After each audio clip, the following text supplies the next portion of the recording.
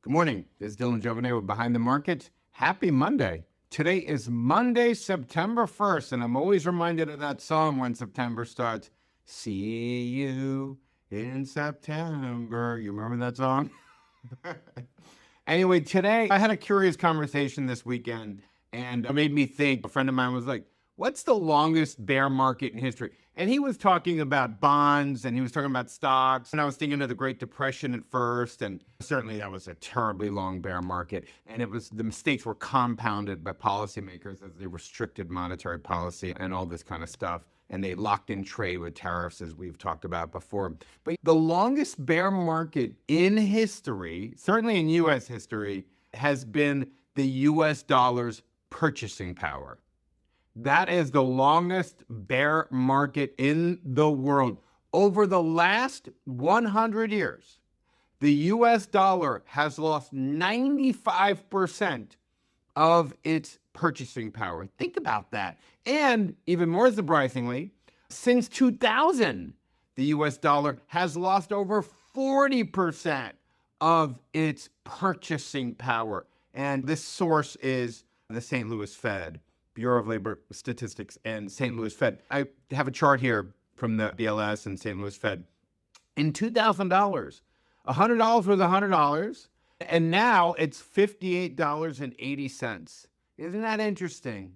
When I was growing up, when I was growing up, $20 was like $100. $100, you walk around with $100 in your pocket, my goodness, you can take your friends out for a night out, for a long time dinner, a club, movies, dances, whatever. You were good. Now, just in the past 20 years, $100 is now worth $58.80. Isn't that something? Isn't that amazing? So the longest bear market in American history has been the decline of the US dollar. And a lot of folks ask me if we should be worried about that. And I've written about this and I've talked about this, and the answer is yeah, of course. It's a worthwhile question. And the real question is not does the dollar keep declining in value, because that will happen. The real question is, does the dollar get replaced as a reserve currency? But you remember something, we've talked about this a lot, but remember, this sounds alarming that the dollar has lost so much of its value. But remember something, the other side of it, US living standards have really boomed since then. And an American who alive today lives a much, much better lifestyle than an American who lived in 1915 or so. That's because GDP, wages, and real asset values have exceeded and exceed purchasing power. You know, it really tells you, remember, here's some statistics. Household net worth in the US is the highest in the world. Real US GDP is the highest in the world. US median real income ranks 5th in the world. The median income earner in the USA is in the top 1% of global earnings, and US stocks and GDP have massively outperformed the rate of inflation. So it's really interesting because, you know, what this really does is it penalizes in a great way just holding cash.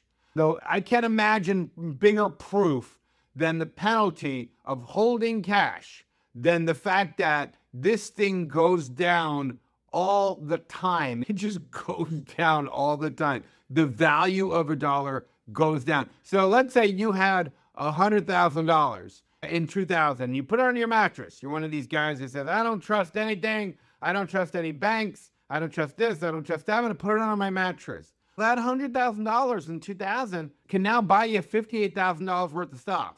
It's really surprising.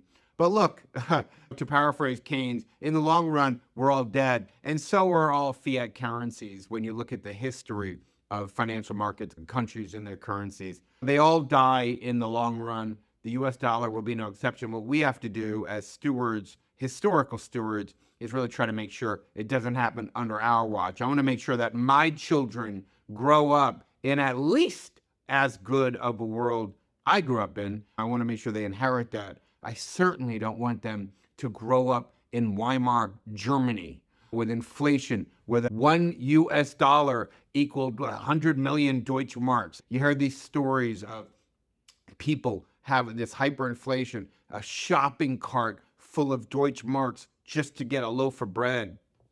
I would not like it if my kids, and I'm sure you feel the same way about your kids and grandkids, grew up in a world with that kind of hyperinflation.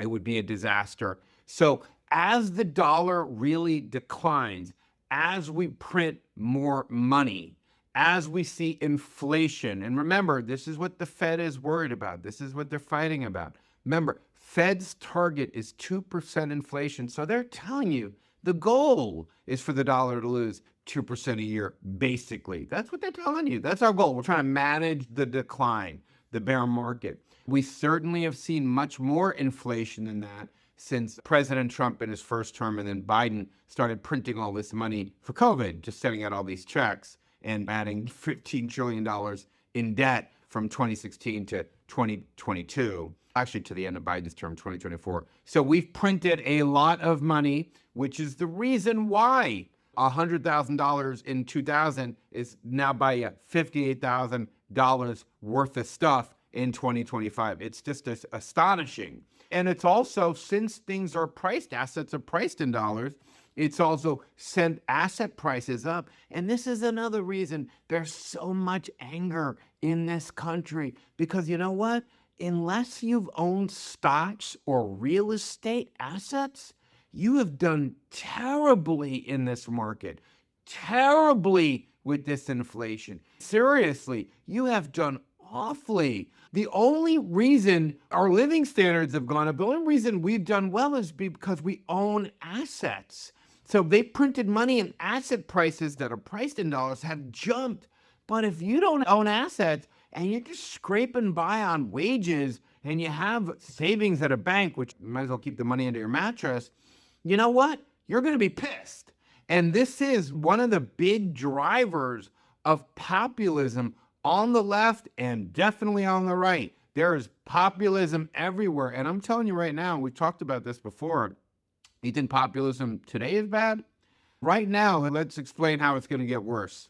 Right now, there's a whole generation of 20-somethings, 30-somethings who make 100, 200 grand a year, can't afford a house. So they're just basically hoarding dollars. And what did we just talk about dollars? What do we know they're doing? They're going down in value every year. So unless you can buy assets, the biggest one being a home, this problem is going to get worse. Populism will likely get worse. So this is a serious problem. It started out as a fun conversation with a buddy of mine over dinner, but the implications of it are very big. Anyway, happy Monday, happy September. I will speak to you tomorrow.